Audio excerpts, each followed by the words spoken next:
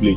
So to put him in handcuffs is just someone trying to show, that I can do it. For example, imagine Patrick Mahomes did not make the throw to Xavier Wardle for Xavier Wardle's second touchdown.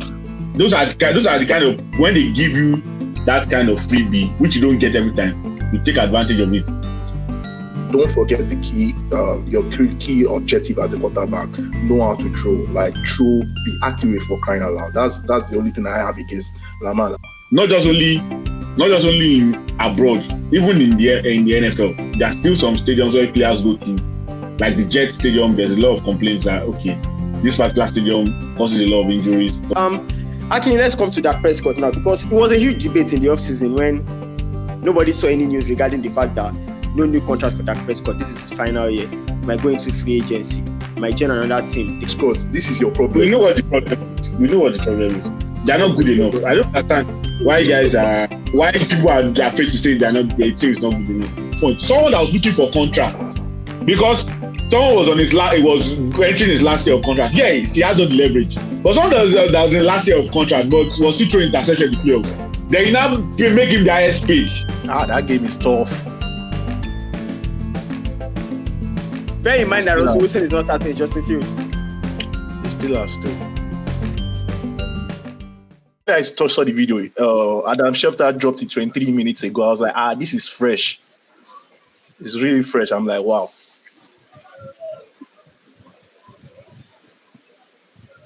I think it was just an ego trip. The policeman was having an ego trip because he was not even too far from their stadium. That's the thing. He wasn't even far, and other players, passing by, seeing what was going on and stopping to find out what was happening. So it was just the policeman, trying to. We don't know the full details. Obviously, we don't know how fast it was going or whatever happened, during the exchange. But to put him in handcuffs. And especially since he has been released, he's already in the stadium, he's going to play. So to put him in handcuffs is just someone trying to show, that I can do it. So I think that's the scenario. Like in 2024, man, as a law enforcement, you just have to drop your ego at times because the guy is a popular. Could make sense. Like I said, we await details, but there's really there's no better explanation. I don't see how they want to swing this because at the end of the day, it doesn't warrant him being handcuffed and laid on the floor and stuff like that. It was treated like. I think that's the perfect segue to jump into today's episode for the NFL world, NFL Table. I beg your pardon. Hello guys, welcome to another episode of the On About Nothing podcast. At least. To discuss, the NFL is about to, it has kicked off already. We've had 2 games. Bullish is in celebratory mood. The Eagles, despite the fact that the pitch in Brazil was not the best, Jalen Hurts had 2 interceptions, 1 fumble. Jason Kelce looks like, oh my God, why did he retire? But all in all, they won. They started the season.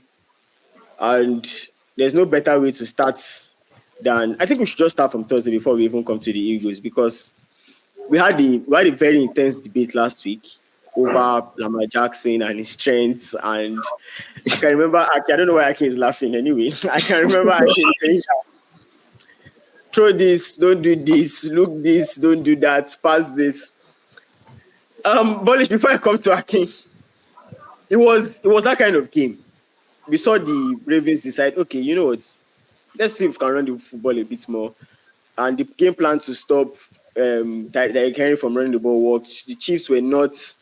The Ravens were not at their best, but the Chiefs played really well. But for the final sequence that led to that particular game, before we saw that final play whereby Isaiah Likely's left leg missed the end zone just by less than a centimeter or thereabouts, there was a throw that Lamar Jackson missed to Zay Flowers.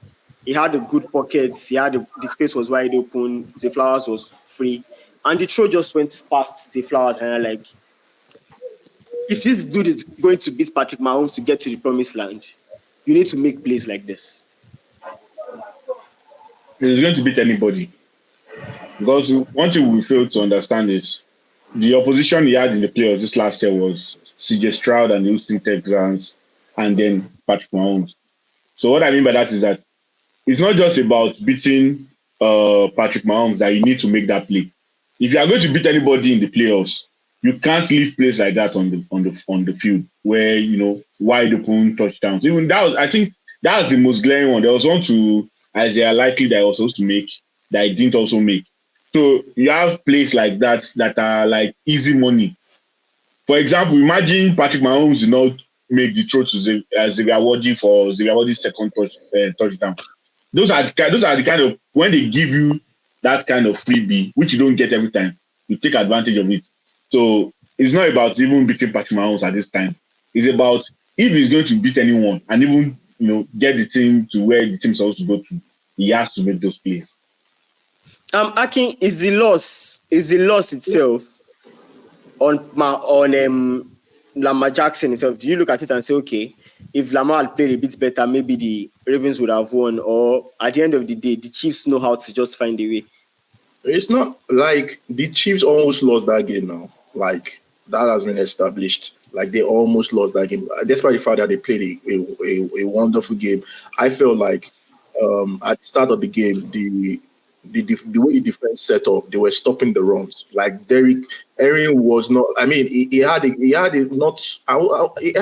good game, but not a great game because.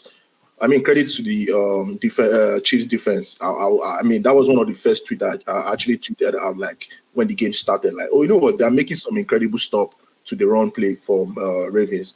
But on the issue of Lamar, like Bolish has said, he had two clear cuts. All he had to do was just throw the ball better. And these are my concerns. It feels like he knows how to run the ball, no doubt, but he's forgetting the key element of why he's a quarterback, to be honest. Like, throw the ball, be accurate. I mean, these guys are open. Like, even the so-called, there was an instance whereby, I think the one whereby, is it likely where he stepped on the line and he was called, I mean, the touchdown thing, when he stepped on the line, I think this guy was also opened. Like, you can say, you know what, the first read, you probably didn't see anything, and then you went for the second read. I have no doubt about that. But there are certain things you have to do better as a quarterback, which is at least be accurate. Don't forget the key, your key objective as a quarterback. Know how to throw, be accurate, for crying out loud. That's the only thing I have against Lamar. And it's too early to start like saying that, oh, you know what, he's just one game out of the season. I feel like this is just going to be their worst matchup ever. I mean, I expect that in the coming weeks, they're going to, like, in fact, trust me, this won't be the last time we're seeing the Ravens. I feel like they're going to, the way they have that team, Lamar just needs to do better, to be honest. That's just it. Because I think even, what's his name, Isaiah Likely said something about this is the worst that they can play this season. But every player says that after you lose a game and you are like, okay. But I think I agree with you guys. There are some things that you can't miss out on. There are some mistakes that you shouldn't make. Let's even before the play should never have gotten to the point where Isaiah Likely was the one making that play. That's the Flowers was wide open, and Lamar Jackson missed him wide and open. It was not Like, yes. It's not as if the Flowers could have done this and grabbed the ball. He missed him completely, and you are like, okay, yeah, Lamar, you need to do better. Like, he needs to do better on that particular aspect. Anyway, more on Lamar Jackson and the Ravens later, because Bolish, I understand the NFL's urge to, when you play games outside US, you need to play games outside the US to improve how do I put it, the popularity of the league itself, to improve how the NFL is seen and what have you. But does it become a worry when you are playing these games and it starts to lead to injuries for key players? Because now Jordan Love got injured after the game on Friday, and everybody seems to be blaming the bad pitch in Brazil. Yes, playing on natural pitch is not everything. It's not as common or as prominent as the players would like in the US, but the pitch itself wasn't in its best condition, and Love gets injured. Is it the case of, okay, it was just unfortunate, or the pitch is the reason why the Packers are going to have an interesting start to the season?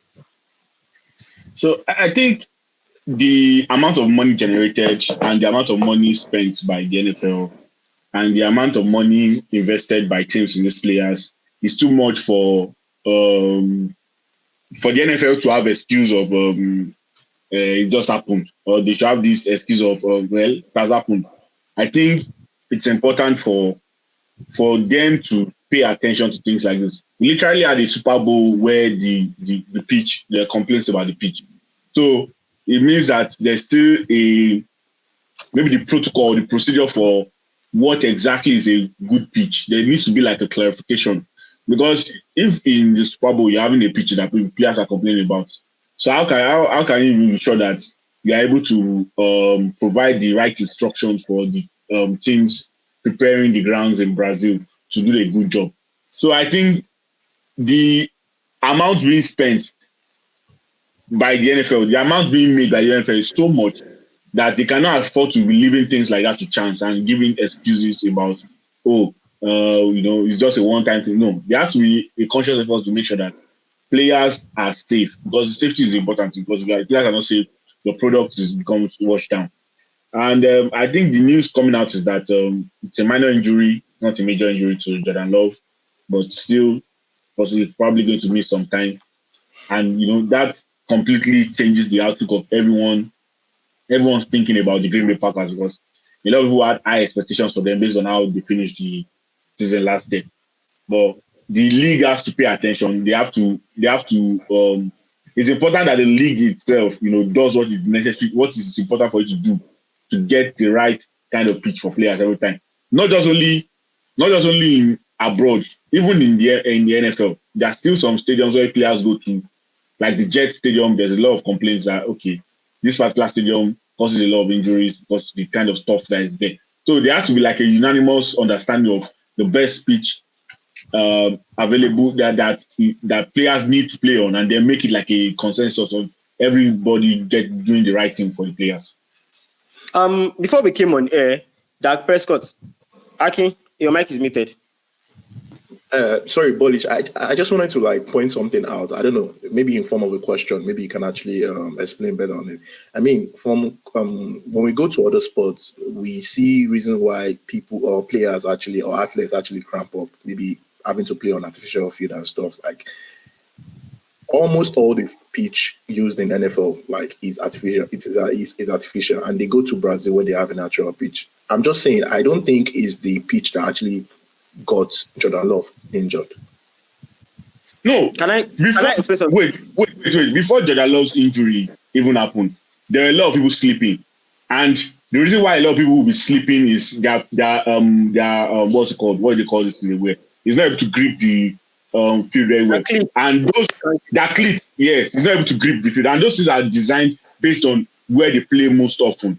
So what I'm saying is, I'm not even talking about natural or artificial turf or whatever. What I'm saying is that there has to be like a standardized agreement by the NFL that this is what we have decided that, okay, this is the safest and the best pitch for our players to play in. And anytime we're going to exhibit a match, do anything, we'll make sure that that pitch has the right grass that the players will be safe on.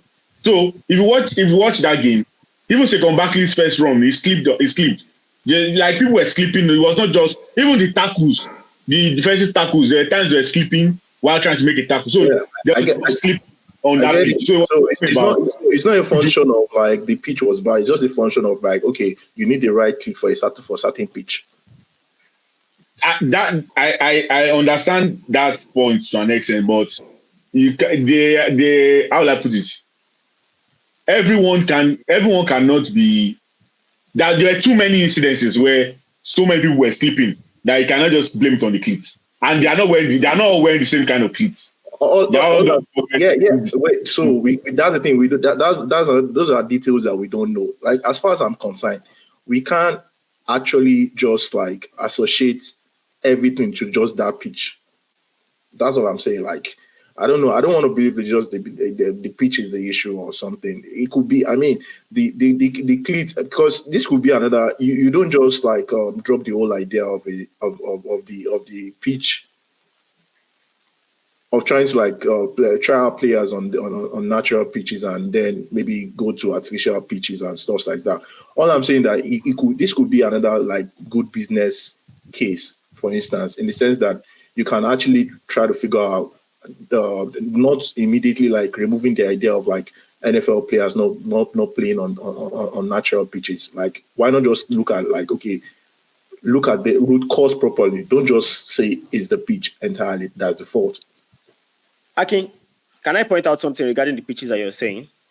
There is a debate among NFL players that, like you're right, most of the pitches in the NFL are artificial pitches. When they build this new stadium, they put artificial pitches and stuff. And for those that play sport on the fields, football, both American and European football, they don't like to play on artificial pitches. They lead to injuries. AstroTurf leads to injuries because they have a hard surface beneath it. And NFL players through the NFLP have made it clear that they would like to play on natural pitches, but the pitch on Friday, like Bolish was mentioning, before, like as soon as the game started, you could see the players slip up. A lot of players were slipping up, losing grips, especially the cleats issues. And whether we like it or not, that pitch was not tended to properly. The NFL plays games in Tottenham Stadium, Wembley, Munich, and other stadiums across Europe where they use natural pitches. And we don't see players slip up that often. Those pitches are properly tended to. You can see the fact that, okay, they've taken time out to prepare. The preparation was just off, and you have to blame the NFL. Like, that pitch, if it needed to be relayed, it should have been relayed. It wasn't up to what was advertised at all. I understand the need to improve the sport and stuff like that.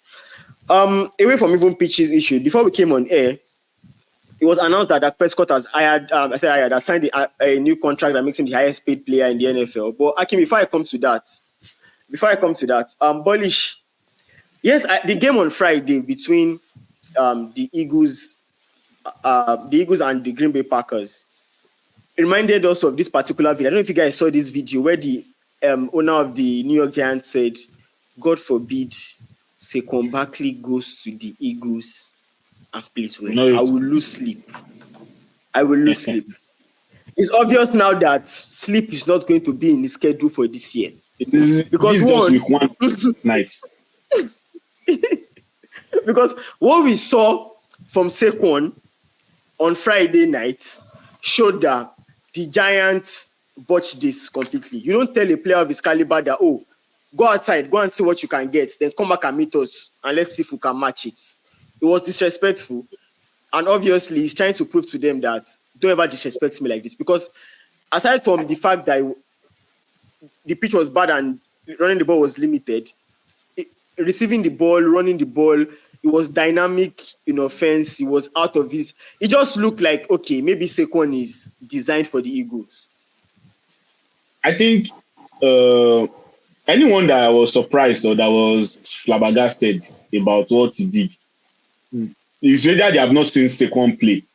That's why they can be flabbergasted. Because I've literally seen Saquon Barkley behind the 28th offensive line in the league cook people, like cook them. Like he cooked Eagles last season with their offensive line. The offensive line that Daniel Jones could not stay healthy on, that he broke his neck because of too many sacks. That same offensive line that cannot hold their water. Saquon Barkley has been cooking with that offensive line for how many years now? Even the year where after they went to playoff that Daniel Jones got the $40 million contract, it was still a poor offensive line.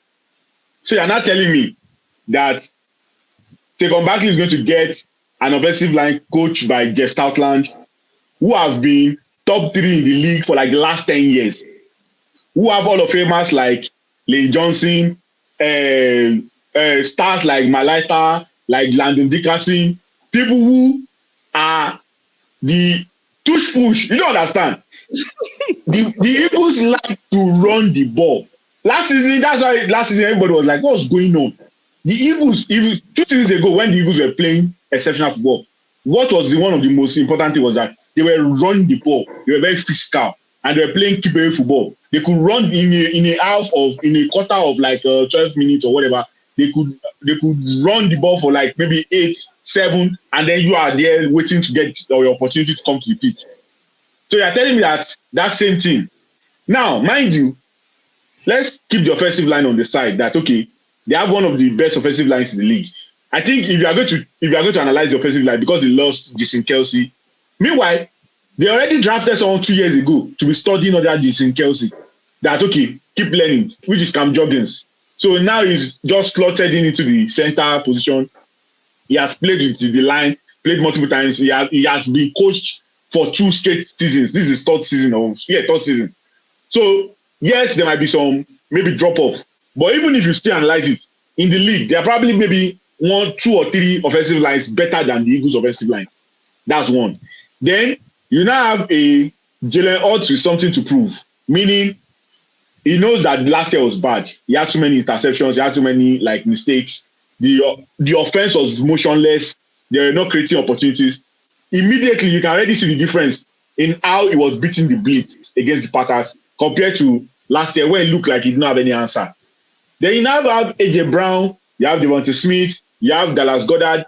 I think, except maybe someone like Jalen Hurts, which is the quarterback, has an injury, I think the Eagles' offense is actually going to be able to replicate this kind of performances for most of the season, because even if there's a night Saquon Barkley is not going for 3 touchdowns, you have players that can actually do it in Devontae Smith and AJ Brown. Because those guys, they played well, but they were on the peripheral. There are games where they will be the one shining. And it's easy to replicate what Saquon Barkley did, because you cannot say coming into the game, which is what Christian McCaffrey enjoyed when he got to San Francisco. Christian McCaffrey, okay, where is Trent Williams? Let's go there. Where's Trent Williams? Let's go there. At the back of Trent Williams, and the hole is always there. The same thing Saquon Barkley is there, and you can see it. Oh yeah, Lane Johnson, let's go there. Just show me the way. Lane Johnson, just show me the way. And Lane Johnson will win 85 to 90% of his battles of the snap. He will win his battle.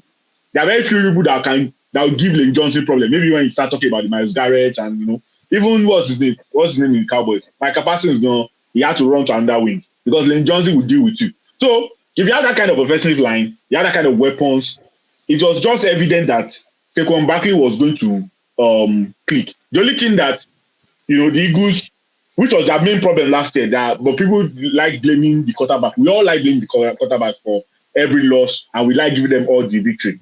The main problem of the Eagles last year was that they were 30th in defense, 30th in passing defense, maybe 25th in rushing defense. They had the worst set of corners, not the worst set of corners, because Slay still is Slay, but Bradbury was giving away lunch to everybody at any point. And then you see where someone like Quinion Mitchell comes in, and he's a rookie and he's already looking like he's very confident and comfortable, on the pitch. You see Zach Brown at linebacker. I'm still waiting for what's his name, Devin White. See what he's going to do in the team. So I think for the offense, having that kind of squad, and then they still brought in Johan Dotson as the slot receiver, they have the opportunity to be the best. They have to score the highest number of points, like to be the best offensive team this season. It doesn't mean they'll go to Super Bowl or whatever, but that aspect of the team, we need to really give what's the name of this magician his props, the GM. Why are you saying they won't go to the Super Bowl? Howie Roseman. I didn't say that. Howie Roseman. I didn't say that. I said what I said is for you to go to the Super Bowl, there are many things that go your way. Offense, defense, special teams, so many things that go your way. So what I'm saying is that we have this, at least offensively, we have the squad to produce every week in, week out. But defensively, there's still a lot of things to look at and to observe and see what's going on. I think they hired the right personnel for that. That's why I had so much belief in that defense. The defense is going to turn up. It's just week 1. I agree.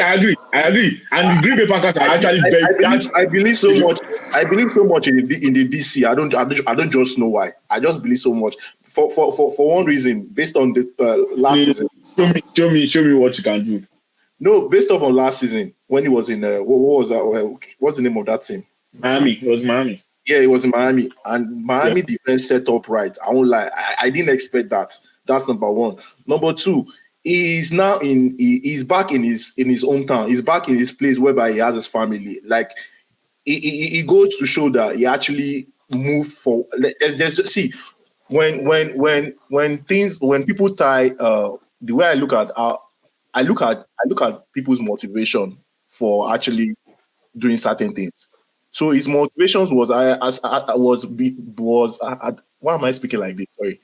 His motivations had a lot to do with just settling where works for him in terms of his family and every other thing that has to do with. So he's in that place where he feels like, I don't have to worry about any other thing. All I have to do is just do my job. So I believe so much in the personnel. I believe so much in the DC. That I think that's why I'm actually being. I think we're missing the most important thing here, that Vic Fangio is a Hall of Fame defensive coordinator one way or the other, and he's in the Eagles. This is a former head coach that's coached at different levels, and he's known to be a defensive mind. It's almost as if, maybe not Mike Tomlin-ish, but having someone in that mode, similar, suddenly becoming the defensive coordinator of the Eagles, you would expect them to do well. That's what they are known for. That's what they make their bread and butter away from. But one thing that we failed to point out in the game is week one, like a lot of rustiness was still there. And Bolish mentioned interceptions for Jalen Hurts. Last season, he had 15 interceptions, which is more than 3 seasons ago combined, which is more. So that, and he had 2 yesterday, on Friday, I beg your pardon.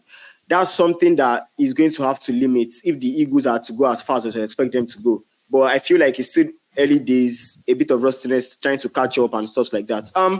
Actually, let's come to Dak Prescott now, because it was a huge debate in the offseason when nobody saw any news regarding the fact that no new contract for Dak Prescott. This is his final year.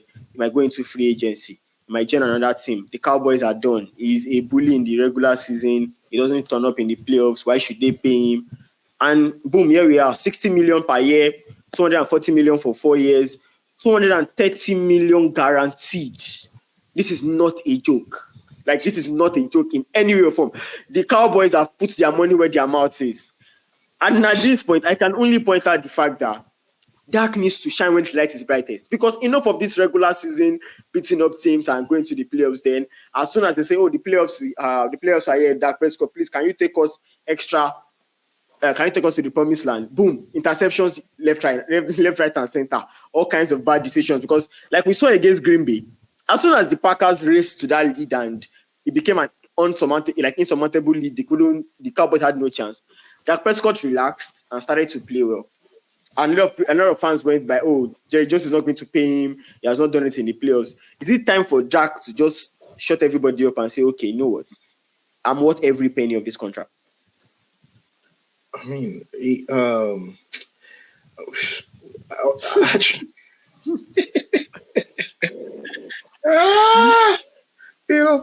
I think anything that has to do with Cowboys, I don't have a lot to say, because number one, a lot of us don't know what exactly the problem is.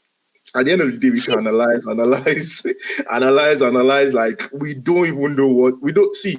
We can't say, Dak Prescott, this is your problem. We know what the problem is. They're not good enough. I don't understand why people are afraid to say their team is not good enough. There's a possibility that a team is not good enough. Yes, they have 9 all pros on the team, but the 9 all pros. Wait. What 9 all pros is? You are playing for it's just like Lakers having 2 or 3 all stars sometimes. It doesn't mean that those 2 or 3 all stars were the best in the league sometimes. The fact that you play more live TV games, the fact that they are seeing more, those things contribute. But Bolish, thank God. Thank you for raising 9. They have 9 pro bowlers in that team. There are some teams that don't even have up to that. Yeah, that's what I'm saying. That and they still pay. So it contradicts the fact that you said they're not doing enough, and I'm like, okay, what is enough? No. They are not. I did not say they are not doing enough. I said they are not good enough. They're not okay. Sorry, they're not good enough. We evaluate them way better than what they actually are. What do I mean by that? The way the Cowboys played last season, they won 12 games, right? Out of the 12 games, about 4 or 5 of the games at the beginning of the season that they won by 40-something margin. If you remember, they won Jets, they won the Giants. They were beating, yes. Mm-hmm. But when they played the real teams, they didn't win by those margins. So what they did was they created the illusion that they were as good as the scoreline was. But actually, if you look at their squad, they didn't have any linebacker that could stop Aaron Jones when he was running the ball.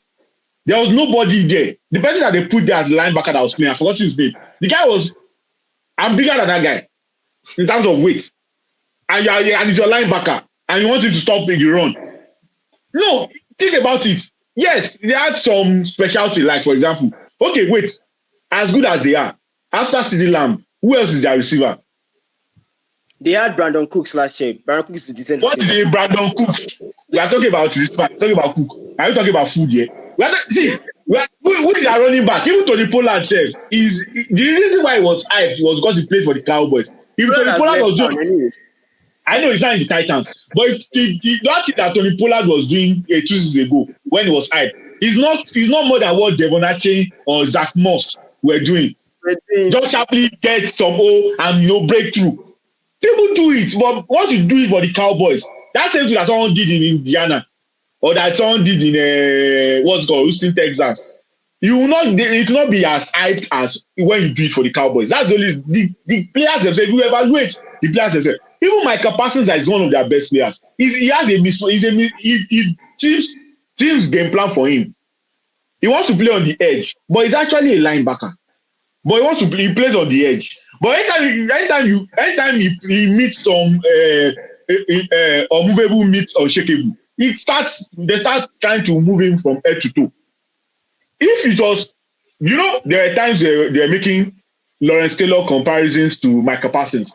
They're making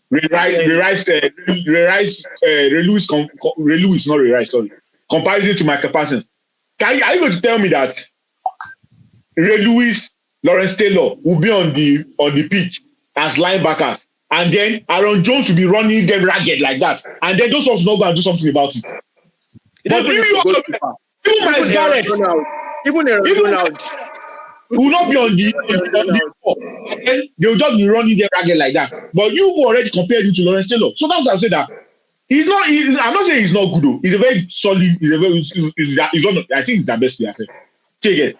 So I'm not saying he's not good, but we now compare him to Lawrence Taylor. Meanwhile, he's not even better than Myles Garrett. So I'm saying, yes, they have 9 Pro Bowlers and whatnot, but it's because they play for the Cowboys.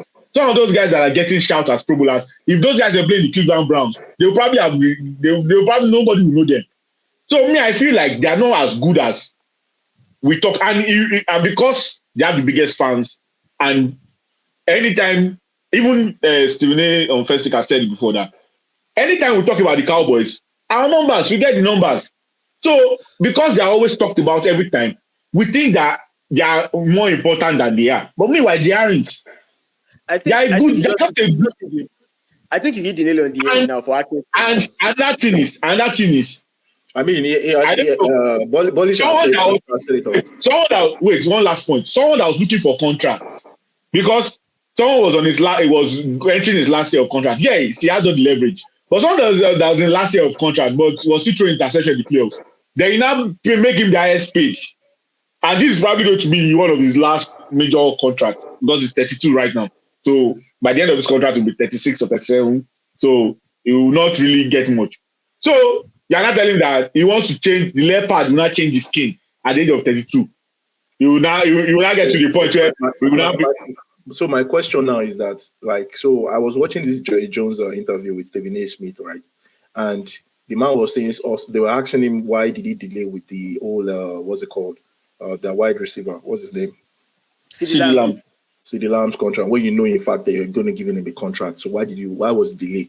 He said, that the fact that they have the money doesn't mean they need to make a quick short-term that might actually affect the long-term. Apparently now, they're making some not so good decision, like with this old Dak Prescott contract, when you have Micah Parsons that will also ask for something. And at the end of the day, you spoil the balance in the team in terms of contract and all that. And at the end of the day, you don't have anything to show for. I think what just happened was Jerry Jones was scared of the unknown. And because he was scared of the unknown, that's why they make this decision now. And they signed Dak Prescott because they are scared of ending up as a team that will maybe not have a quality quarterback for a long time. But the mistake or what a younger GM would probably have done if they were the ones handling this negotiation is understanding that, yes, we don't want to lose Dak Prescott, but we are the Dallas Cowboys. we can get someone to come. Everybody We can wants to us. come and quarterback us. I know it's hard to find. It's hard to find quarterback. But the history they have, if they sell themselves well. We need to clarify something. The contract is signed. The 4 years contract is signed. That was ending this season with I think 60 million on the cap sheet. He has a no trade clause. He has a no franchise tag. You cannot franchise tag him. So he's actually going to be a pure free agent at the end of the season. What that means is that he can sign back with the Cowboys or he can negotiate with any team and the team will not lose any draft compensation. So that is a juicy proposition for a team like the Steelers, a team like the Las Vegas Raiders, like the Raiders. No, Giants, except you want to go and break his neck. If you are a quarterback like Dak Prescott, that you are not a poor quarterback, but you are not very good. A team like the Steelers or like the Raiders, that they have this elite defensive unit that will always keep you in the game, and they have this elite wide receiver. Even though George Pickens has not yet, lived up to his potential, but like the Raiders, they have Devontae Adams, they have this this tight end that they drafted, Brock Powers or something like that. Powers, yes. A team like that who can use an established quarterback like that Prescott, that's okay, just come in, stabilize, give us 22 points, 25 points to a game, we are going to do something. So that's the thinking, and that's why someone like Jerry Jones will go and fuck the cash. That's why someone like Atlanta, as much as people were like, why would you waste a first round pick on a quarterback? They're like, oh, see, this guy is coming from what's called what's the name of that? It's ACL injury. Yes, he's coming from an ACL injury. Yes, we trust his abilities, and yes, there was a competition to get his signature, which is why we paid that amount, for him. But this Michael Penix guy, he was number 1 on our draft board of quarterback. He was playing in the championship game. He was literally the reason why Washington was in the championship game. So we like him. And we think that, okay, if we can draft him, if Kirk Cousins does 2 years, and the 3rd year, we say Michael Penix starts, we have like some similar effect to what Jordan Love is experiencing. Meaning someone that already part of the system, he knows the system. So they were like, quarterback is the most important position. We think that this will sort out our quarterback needs for the next 10 years. And I can't blame them because Falcons have been looking for a quarterback for since when? Since Michael Vick. Or when was the last? Okay, no. What's the name? No. They had Matt Ryan. Matt Ryan. They had Matt Ryan. So I'm just saying, Dak Prescott had the leverage, but if it was a younger GM that was given the opportunity to actually try to do something with this Cowboys team, they probably would not have signed him now. Or they probably would have signed him early, have the maybe make it will be cheaper, and then they can work the extensions and push back. There are things that there's a reason why our Roseman for some reason is able to extend AJ Brown, extend Devontae Smith, sign Saquon Barkley, extend Dallas Goedert, bring in Van Dotson, extend Jordan Mailata, extend Lane Johnson.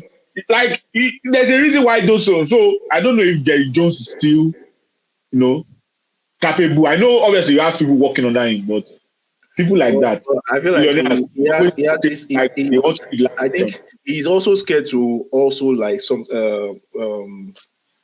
give control. Like he still wants to have the control over the team, and that's it. Can't blame him for that. He's a 70+ 80-year-old billionaire. There are very few things he has control of right now. There are very few things. He's not handling his day-to-day of his business. I don't think so. So if the team is the one thing that will give him control, I can't blame him for holding on to it. He's a billionaire. He has done it. He has won Super Bowls. He has done everything. So I can't blame him. You can do it. If you like, you should run for the next 10 years. Before we call it quits on the NFL table, there are games obviously today. So we just run quick prediction. Obviously, Aki and Bolish, I'll just pick individual games and ask you guys who you guys think will win for the sake of predictions that we'll review next week. Aki, the Saints traveled to Carolina to face the Panthers in your hometown. Who do you think is winning? Sentimental. Because I love the new coach, I will say Panthers. Panthers score. And I say sentimental. That's what you see. No parlay or something. Nobody should trust me when they are picking this team because I know for a fact like it's too early, man. So the Saints might actually win. The Giants face quarterbackless Vikings. I still go with the Vikings. As poor as Sam Donald can be, he's still Kevin calling the play. That offensive coordinator, he made just Joshua Dobbs look like what's it called for 2 games. So I go with that. Akin, the Falcons host the Steelers. That game is tough. Bear in mind that Russell Wilson is not starting Justin Fields. The Steelers too. Bullish, the Colts, Texans. I think the Texans, they are in their mood, they're in their groove. The Michael Ryan is showing his stuff. I think they'll need that. Bullish, the Bills host the Arizona Cardinals. I think the Cardinals will make this one. I think. Wow. James Conner, that's a bold take. Marvin Harrison Jr. is going to shine today. Probably going to catch 2 touchdowns. I think Cardinals take this one. Oh, Marvin Harrison Jr. Okay. Marvin Harrison Jr. You are forgetting that. Yes. Forget about rookie. That guy is a. I even need to switch on pro. He's built like a pro already. Before built like a proper. And you are that the Bills lost a lot of players on defense. Forget about Stephon Diggs. On defense, they lost a lot of players. So let's see what will happen. But I think Cardinals can do the task. Akin, Caleb Williams starts his career against the Titans. The Bears against the Titans. I don't know, man. Maybe Bears. I don't know, but I'm not sure. I don't know. I don't trust that guy. Okay. Dolphins, Jaguars. Dolphins now. Okay. The Seahawks are now it vex. He go big. Hold on, sorry. The Seahawks are hosting Sean Payton and the Denver Broncos. I think the Seahawks will need this. Yeah, Bo Nix showed some flashes, but I think they still don't have a quarterback. So I think Seahawks. The Chargers host the Raiders. I don't know what Gardner Minshew will look like or if he's even going to start. So so they don't have any choice. It's not as if they might. You will see when the game starts. If I didn't name Minshew as starter, so let's see what's going to happen if he doesn't throw interceptions. But Greg Roman, I don't know what Greg Roman is going to do. So I'm going with the Chargers actually for that first game. Game of the night, the Browns host the Cowboys. The Browns host the Cowboys. I can give you an answer. No, you're being unfair, bro. But Cowboys, because initial Gaga. My guy says I. Tampa Bay Buccaneers, Aki, against Washington and their new rookie quarterback.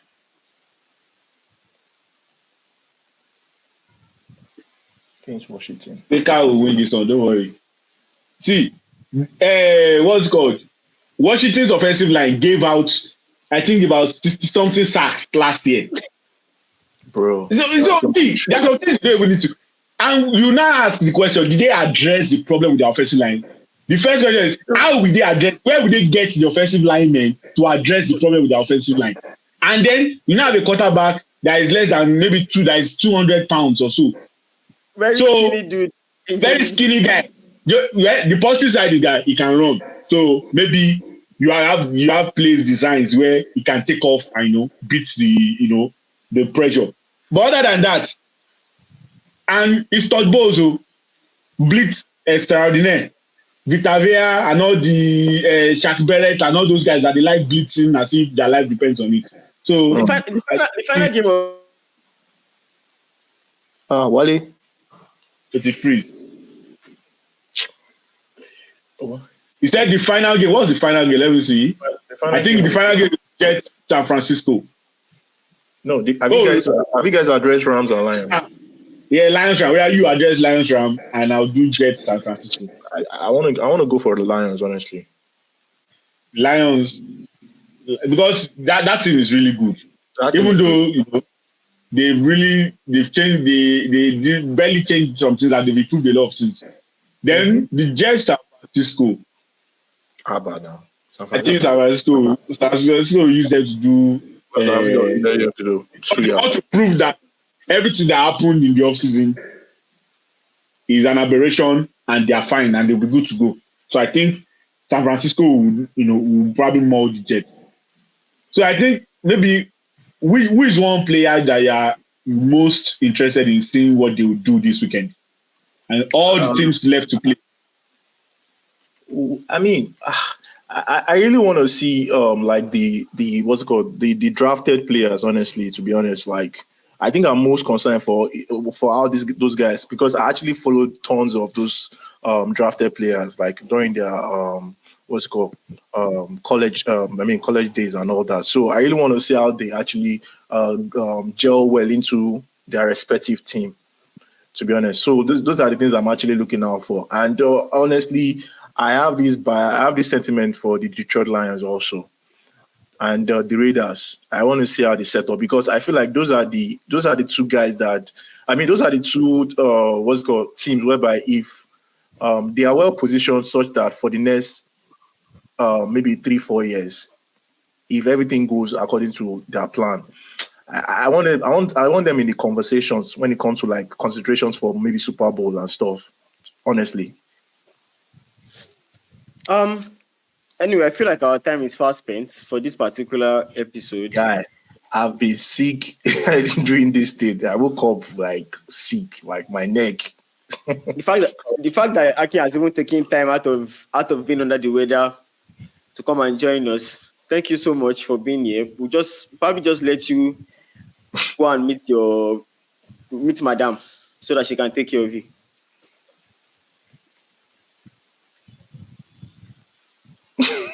Yeah, on video. We don't understand side. We don't understand signal.